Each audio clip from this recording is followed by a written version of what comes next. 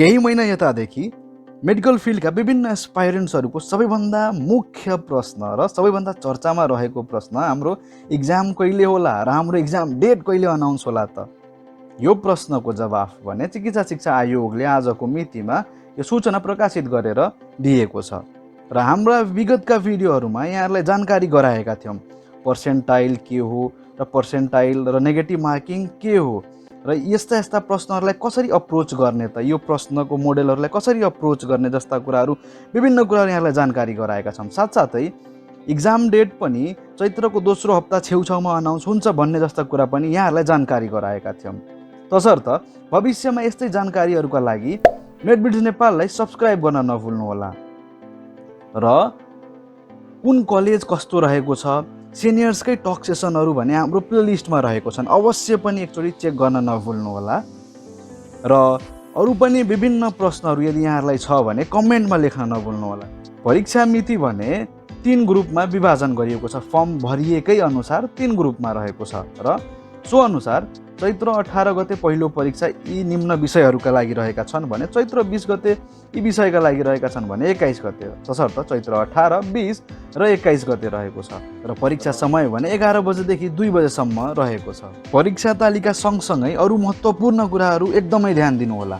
परीक्षा केन्द्र भने उपत्यकाभित्र मात्र रहनेछ भने सो सम्बन्धी विवरण परीक्षार्थीको प्रवेश पत्रमा उपलब्ध गराइनेछ, अर्थात् हाम्रो एडमिट कार्डमा। र एडमिट कार्ड कहिले पाइन्छ भन्दा 5 दिन अघिदेखि अनलाइनमा उपलब्ध हुनेछ। इक्जाम हुने 5 दिन अघिबाट आफ्नै प्रोफाइल मार्फत हामीले आफ्नो एडमिट कार्डलाई प्रिन्ट गर्न सक्नेछौँ। अब यहाँहरूको प्रश्न आउला कलर प्रिन्ट अथवा ब्ल्याक एन्ड व्हाइट प्रिन्ट। चिकित्सा शिक्षा आयोगले कलर अथवा ब्ल्याक एन्ड व्हाइट भनेर कतै उल्लेख गरेको देखिएको छैन, तसर्थ आफ्नो कम्फर्ट जे हुनसक्छ प्रिन्ट गर्न सक्नुहुनेछ। अब अर्को महत्त्वपूर्ण कुरा के रहेको छ भन्दा के कस्ता कागजातहरू ल्याउनु पर्नेछ सेन्टरमा? प्रवेश पत्र, आफ्नो एडमिट कार्ड, साथसाथै नागरिकता वा पासपोर्टको सक्कल प्रति। कतिपय विद्यार्थीहरूले फेरि फोटोकपी लान खोज्नुहुन्छ र फोटोकपी लगेर मेबी यहाँहरूको सेन्टरमा फेरि एन्ट्री नपाउन सक्ने समस्या देखा पर्न सक्छ, तसर्थ एकदमै ध्यान दिनुहोला र आजैबाट आफ्नो नागरिकता र पासपोर्टलाई सेफ राख्नुहोस्। अब अरू ध्यान दिनुपर्ने के कस्ता कुराहरू रहेका छन् त?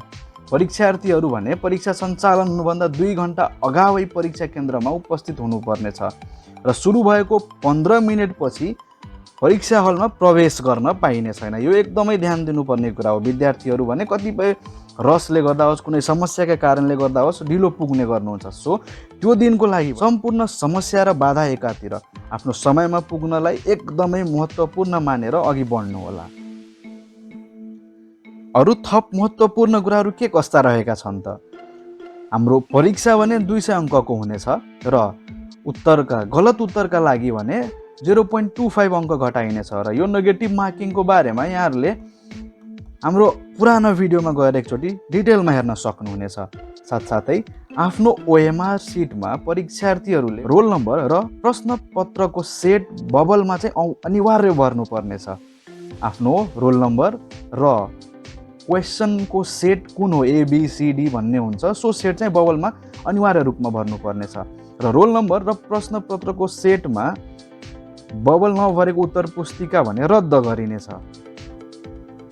अब यहाँहरूको लागि हाम्रो सल्लाह आजको मितिबाट करिब 21 दिन जति रहेको छ। यो 21 दिन अर्थात् 3 हप्तामा यहाँहरूले आफ्नो अध्ययन गरिसकेको सम्पूर्ण कोर्सलाई रिभाइज पनि गर्नु छ र साथसाथै सक्दोसम्मको म्याक्सिमम क्वेसन्सहरू पनि प्र्याक्टिस गर्नुपर्नेछ। तसर्थ रिभाइज गर्नको लागि यहाँहरूले कसरी सजिलो मान्नुहुन्छ त? कुनै भिडियोलाई फलो गरेर अथवा क्वाड सेसनहरू नै हेरेर बुझेर अथवा आफूले बनाएकै नोट्सहरू हेरेर अथवा प्रत्येक च्याप्टरको की नोट्सहरूलाई हेरेर रिभाइज गर्न सक्नुहुन्छ। सोही अनुसार रिभाइज गर्न अवश्य पनि नभुल्नुहोला। यहाँहरूलाई इक्जाम आवरमा प्रश्न यहाँहरूको दिमागमा चिनेको जानेको नै हुन्छ, तर उत्तर भने फिक्स वेमा गर्न सकिँदैन र अबको प्रश्न र उत्तरमा 0.25 मार्क्सको डिफरेन्स, यो 0.25 मार्क्सले यहाँहरूको एउटा कलेज अथवा एउटा स्कलरसिप मिस हुन सक्नेछ, तसर्थ एकदमै ध्यान दिनुहोला। र साथसाथै अब MCQजहरू कतिको प्र्याक्टिस गर्ने र कहाँबाट प्र्याक्टिस गर्ने? अब भने कुनै इन्स्टिट्युटको नयाँ मोडललाई प्र्याक्टिस गर्नुभन्दा सबैभन्दा बेटर के हुन्छ त पास्ट क्वेसन्सहरू। विगतका मिनिस्ट्री अफ एजुकेसनले लिएका प्रश्नहरू भने अवश्य पनि प्र्याक्टिस गर्नुहोस् र यी प्रश्नहरूलाई कुनै पनि हालतमा नछुटाउनुहोस्।